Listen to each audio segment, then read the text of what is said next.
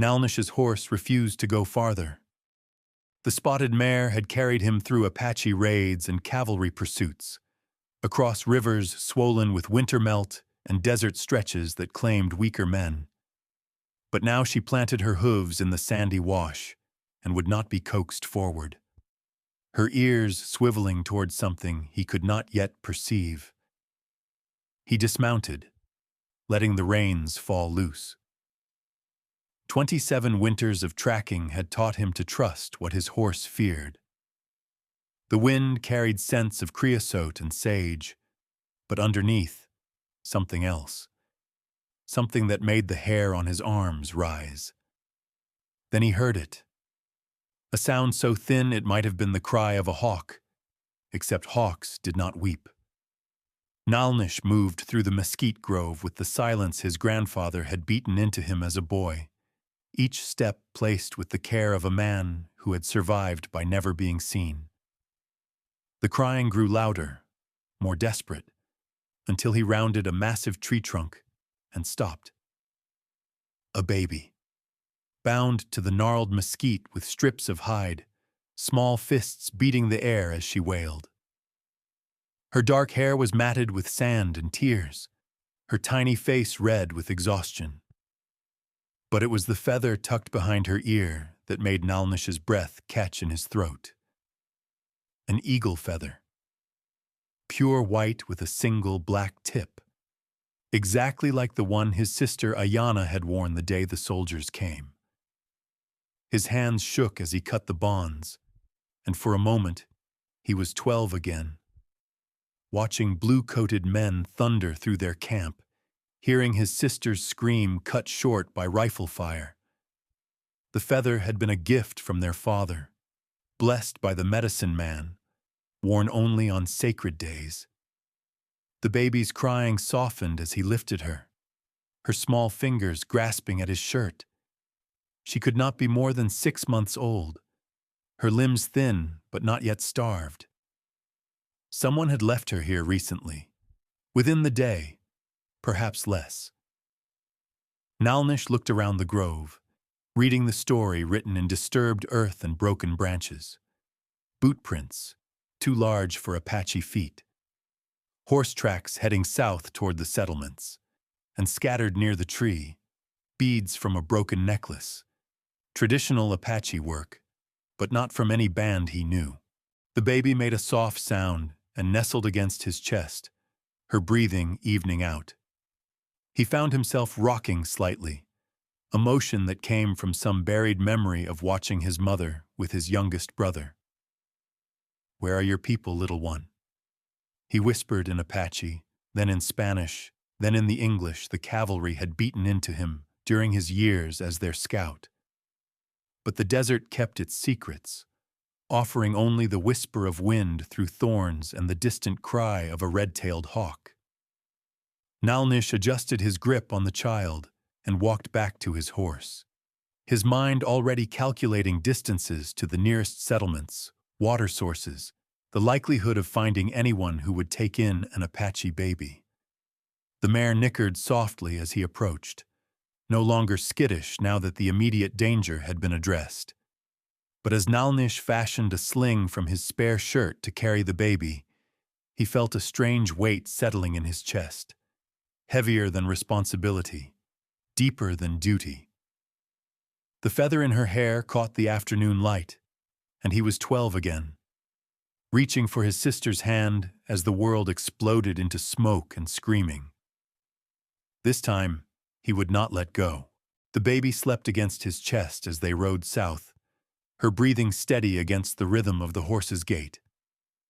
Nalnish had named her Siala, Little Bird, though he told himself it was temporary, just until he found her family. Names had power, and he could not afford to become attached to a child who belonged to someone else's world. But as the hours passed and the desert revealed its emptiness, attachment felt less like a choice than an inevitability. They reached the trading post at Agua Prieta as the sun touched the horizon, painting the ramshackle buildings in shades of rust and shadow. The proprietor, a weathered Mexican named Santos, looked up from his ledger as Nalnish dismounted, the baby still cradled in the makeshift sling. "Apache?" Santos asked, nodding toward the child. "See, someone left her in the desert, tied to a tree." Santos's expression darkened. There was trouble 2 days ago. Raiders hit a settlement near the border, took horses, cattle. The federales came through yesterday, asking questions. Nalnish felt something cold settle in his stomach. What kind of trouble? The kind that leaves bodies. Santos poured himself a drink, offered the bottle to Nalnish, who declined. "Small band? Maybe 6 or 7 men? Not Apache, the tracks were wrong. But they were dressed like Apache, painted like Apache." The baby stirred in her sleep, and Nalnish found his hand moving automatically to steady her. Why would anyone want to look Apache? Same reason anyone does anything these days: money. There's a bounty on Apache scalps across the border. Some men don't much care whose hair they take, long as it's black. The implication hit Nalnish like a physical blow. False flag raids, dressed to look like Apache work, justifying the bounties that had turned hunting his people into a profitable business. And somewhere in that bloody theater, a baby had been left to die. Evidence too small and inconvenient to matter. But she had mattered to someone. The feather in her hair, the careful way she had been bound. Not to hurt, but to keep her safe from wild animals until she could be found. Someone had hoped she would be rescued. "Anyone come through asking about a baby?" he asked. Santos shook his head. "You're the first Apache I've seen in weeks. Most stay clear of the settlements now." He paused, studying Nalnish's face. "You plan to keep her?" The question hung in the air like smoke from a dying fire. Nalnish looked down at the sleeping child, at the feather that seemed to glow in the lamplight. Ayana had been barely older than this when she died. Had their mother felt this same fierce protectiveness, this strange sense of completion when she looked at her daughter? "I'll find her people," he said finally. But even as he spoke the words, he wondered if he wanted to find them. If he was ready to hand over this small life that had somehow filled a space he hadn't known was empty. They camped outside the settlement that night, the baby sleeping in a nest of blankets while Nalnish kept watch. The desert sky spread above them like scattered diamonds, the same stars that had watched over his sister's grave, over all the graves that marked the slow retreat of his people into legend. Ciala made soft sounds in her sleep, tiny fists clenched as if holding on to dreams. Nalnish found himself humming an old lullaby, one his mother had sung when the world was simpler and death was something that happened to other families.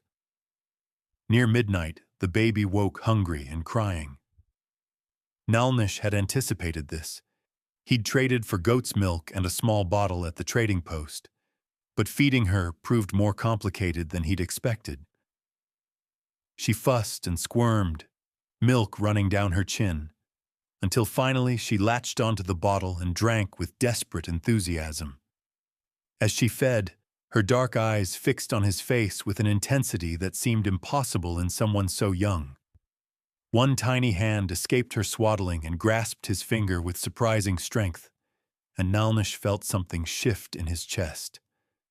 A door opening that he'd kept locked for 15 years. "Your family is out there somewhere," he whispered to her in Apache. "I'll find them. I promise." But promises, he had learned, were fragile things in a world that broke everything beautiful. And as he watched Ciala's eyes drift closed, still holding his finger, he wondered if finding her family was really what was best for her, or if it was simply what would hurt him less. 3 days of searching yielded nothing but dust and dead ends. Nalnish had visited every settlement within a day's ride, spoken to traders and farmers, soldiers and priests. The story was always the same: raids by men dressed as Apache, followed by federal troops seeking revenge against any native they could find. Families scattered like seeds before the wind, some fleeing deeper into the desert, others melting into the mestizo populations of the border towns where Apache blood might be forgiven if it was diluted enough. But no one was looking for a baby. No one had heard of a missing child. Ciala had grown comfortable with him, no longer crying when he picked her up, even offering what might have been smiles when he made faces at her during their evening camps.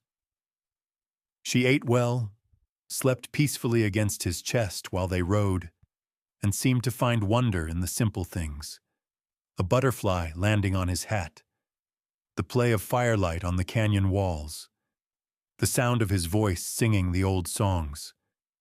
It was during one of these songs that the memory came flooding back. They were camped in a hidden canyon, a place his grandfather had shown him as a boy, where ancient ones had painted symbols on the rock walls and water still seeped from hidden springs. Nalnish was feeding Ciala by the fire, singing softly to keep her calm, when the words of the lullaby triggered something he'd buried so deep he'd forgotten it existed. Ayana, 7 years old, holding their baby cousin while their mother prepared medicine for the sick. The cousin had been found much like Ciala, not tied to a tree, but hidden in a cave after soldiers destroyed her family's camp. Their mother had taken her in without question, and Ayana had appointed herself the baby's guardian, singing to her, protecting her, loving her with the fierce devotion only children possessed. "She's ours now," Ayana had declared, her small hands smoothing the baby's dark hair. "Family isn't just blood. Sometimes it's choice." The memory was so vivid that Nalnish could smell the cook smoke, hear his mother's quiet laughter, feel his sister's small hand tugging at his sleeve as she demanded he help care for their new addition. That baby had grown up Apache, had lived and loved and eventually died Apache. Her original heritage lost, but her belonging absolute. Family isn't just blood. Sometimes it's choice. Ciala finished her bottle and promptly fell asleep in his arms, one small fist tangled in his shirt. Nalnish sat staring into the fire, feeling the weight of decision settling on his shoulders like a blanket. He could keep searching, could spend weeks or months tracking down leads that would probably prove false, could eventually hand this child over to distant relatives who might not want the burden of another mouth to feed, or to the Mexican authorities, who would likely place her in an orphanage where her Apache features would mark her for a lifetime of hardship. Or he could listen to his sister's voice across the years and make a different choice. The next morning brought visitors. Nalnish woke to the sound of approaching horses, his hand automatically reaching for his rifle before his mind fully engaged. But these riders moved openly, without stealth, and the voices he heard were speaking Apache. 3 men emerged from the canyon mouth, their faces painted for war, but their weapons lowered in a gesture of peace. Nalnish recognized the leader, Cocheta, a war chief from one of the southern bands, a man whose reputation for fierceness was matched only by his wisdom. "Nalnish," Cocheta said, dismounting slowly. "We heard you found something that belongs to us." The baby stirred against Nalnish's chest, making soft sounds that seemed impossibly loud in the sudden silence. He felt his heart begin to race, though he kept his expression neutral.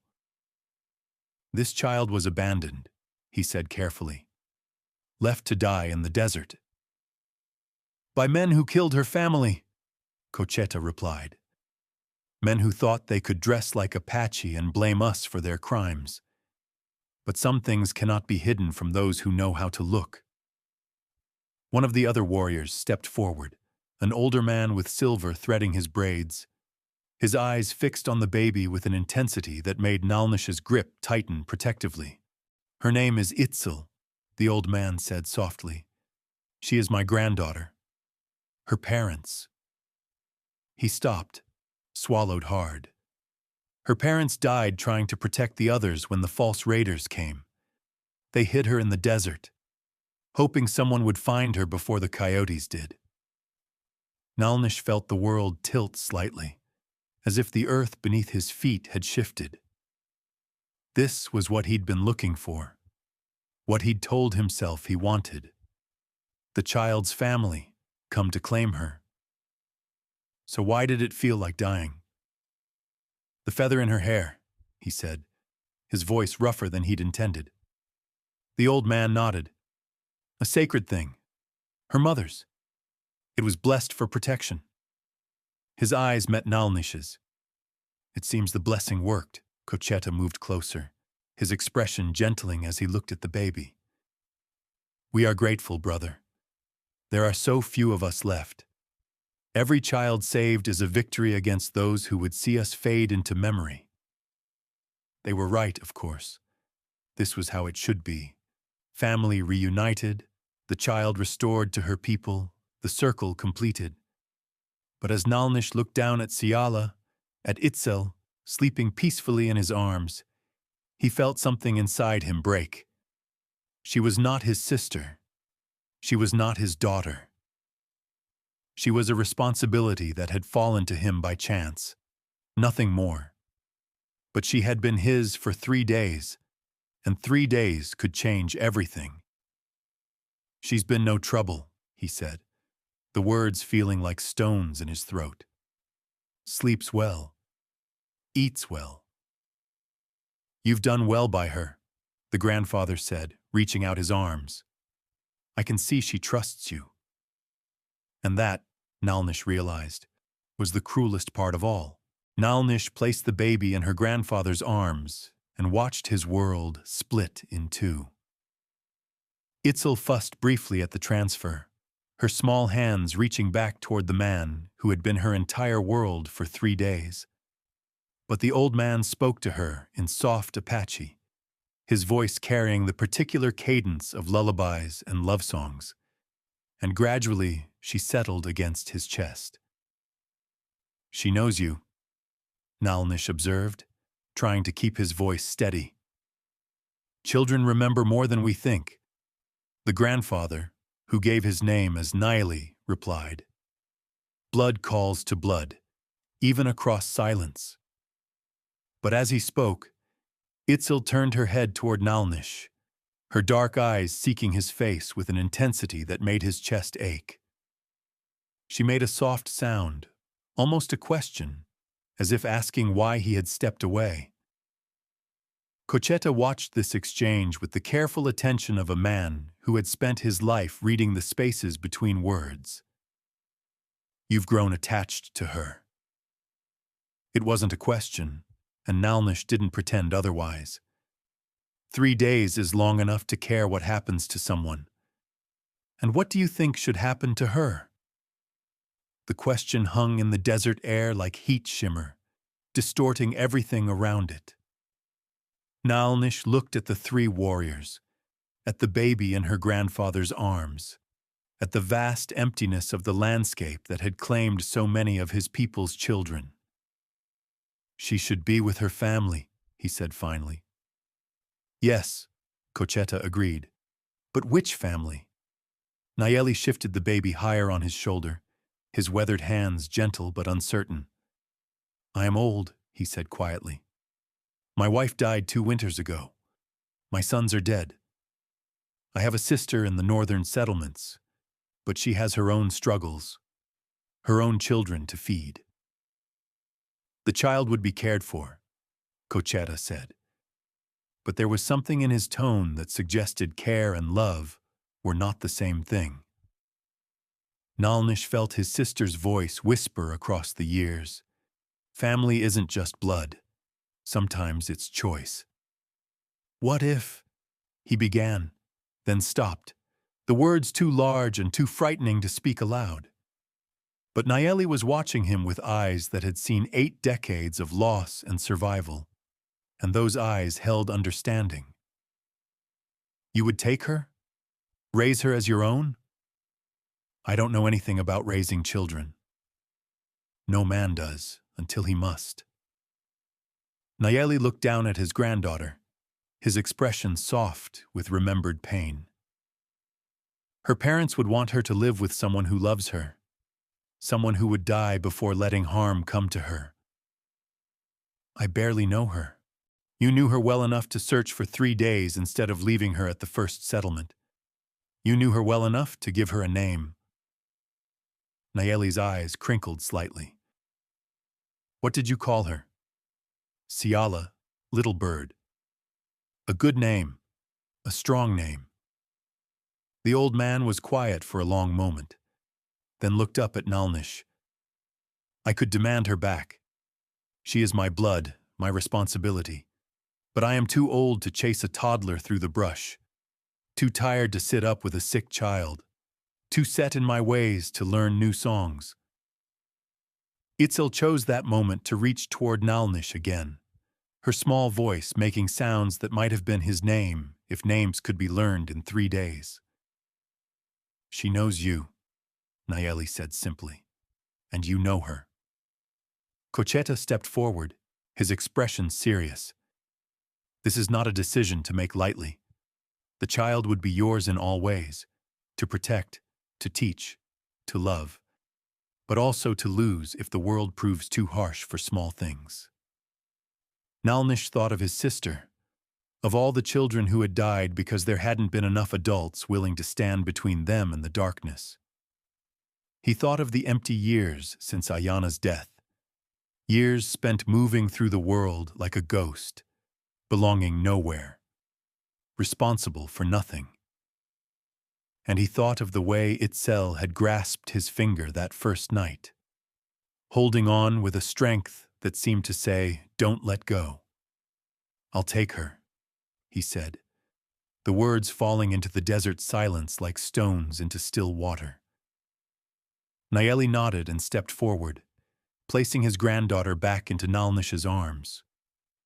The baby settled immediately against his chest, her small fist tangling in his shirt, and Nalnish felt that strange sense of completion again, a puzzle piece sliding into place after years of being lost. "There is one condition," Nayeli said.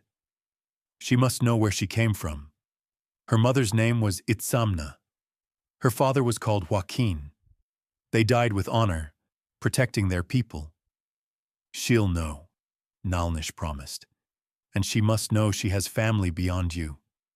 When she is old enough, if she wishes, she can come to us.